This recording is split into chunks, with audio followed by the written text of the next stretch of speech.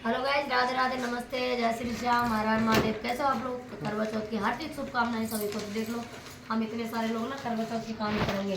Time बज रहे 6। Time भी बता दी। टाइम इसलिए बता दी 6 बजे की जय, करवा माता की जय, सभी देवी देवताओं की जय।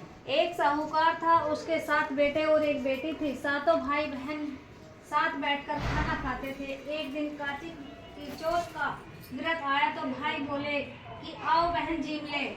उसकी बहन बोली भाई आज करवा चौथ का व्रत है, इसलिए चांद निकलने पर जीऊंगी। तब भाई बोले कि क्या हमारी बहन भूखी रहेगी?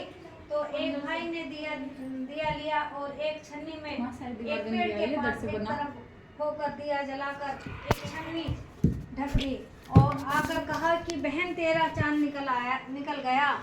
तो वह भाभीयों से बोली आओ भाभी आओ भाभी अर्घ दे दे। तब भाभी बोली कि बहन तुम्हारा चांद निकला है, हमारा चांद तो रात को निकलेगा। तब वह अकेली ने ही अर्घ दे दिया और भाइयों के साथ जीवने बैठ गई।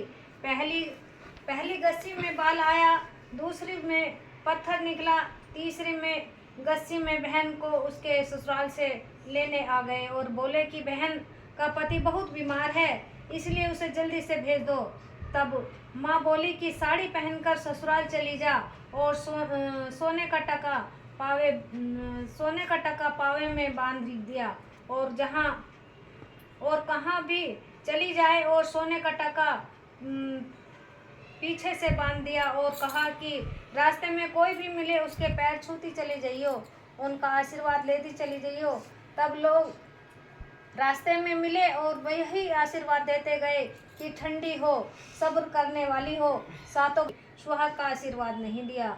ससुराल में पहुंचते ही दरवाजे पर छोटी ननद खड़ी थी तो उसने अपने उसके पैर छुए तो नंद ने कहा सीली सपुत्री हो, 7 पुत्रों की माँ हो, तेरे भाइयों को सुख मिले। यह बात सुनकर जो सोने का टका था माँ ने दिया था वह खोल दे दिया।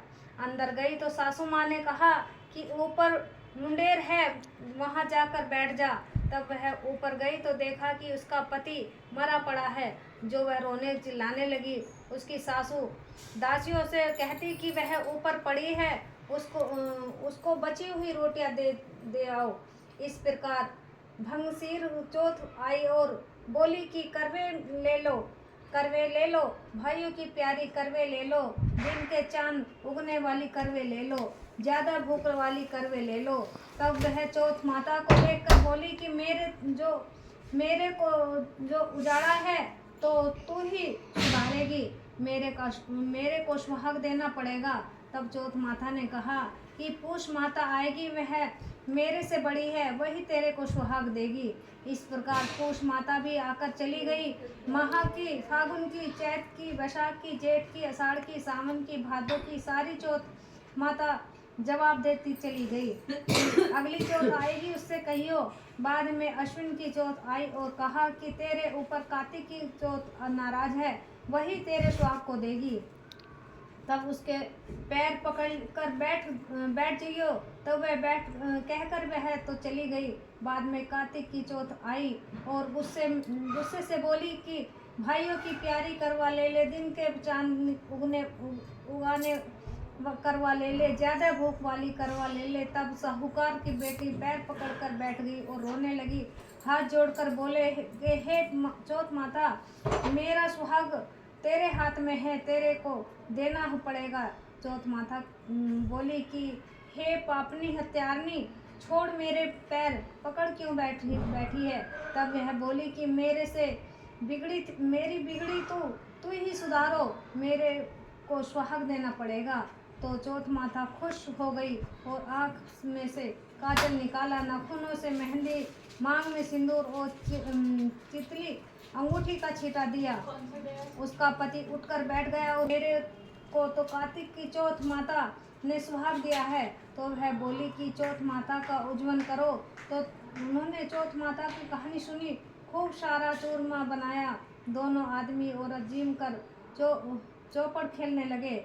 नीचे से सासू जी ने रोटी भेजी तो दासी ने आकर कहा कि वह तो दोनों चौपड़ खेल रहे हैं। सास सुनकर खुश हो गई और देखकर बोली कि क्या बात है हुई।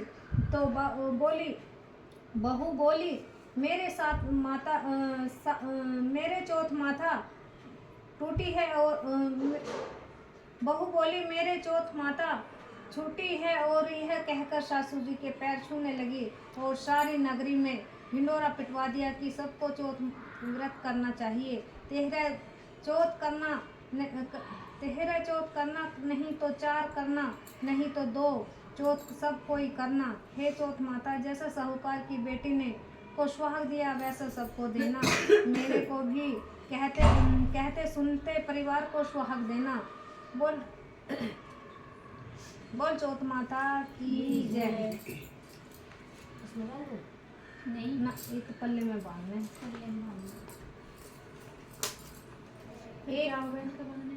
एक अंधी बुढ़िया माई थी, उसके एक बेटा था। बेटे को वह बहुत गरीब थी।